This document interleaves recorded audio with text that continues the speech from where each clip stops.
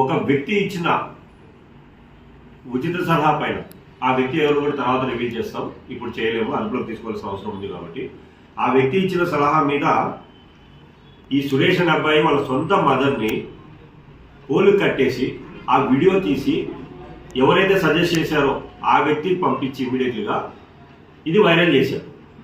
CM కాన్స్టిట్యున్సీలో ఇలా జరిగింది అని చెప్పి సమస్యను పరిష్కరించుకోవడం కోసం, ఆస్తి సమస్యను పరిష్కరించుకోవడం కోసం ఈ విధంగా అతడు వైరల్ చేశాడు.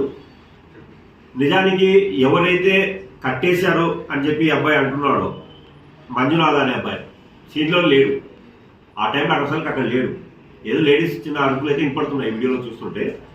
ఇతడు ప్లాన్ చేసి ఆ వ్యక్తి ఎవరో వేరే వ్యక్తి చెప్పిన ఐడియాల ప్రకారం ఇతడు ప్లాన్ చేసి వాళ్ళ మదర్ని ఇతడే కట్టేయడం కూడా జరగలేదు.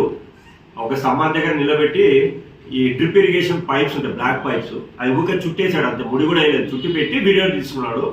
ఆ వీడియోను వైరల్ చేశారు. అది ఇమ్మీడియట్లీగా సోషల్ మీడియాలో రావడంతో మేము అలర్ట్ అయ్యి ఇమ్మీడియట్లీగా మా ఎస్ఐ నరేష్ గారు ఇమ్మీడియట్గా రీచ్ కావడం జరిగింది.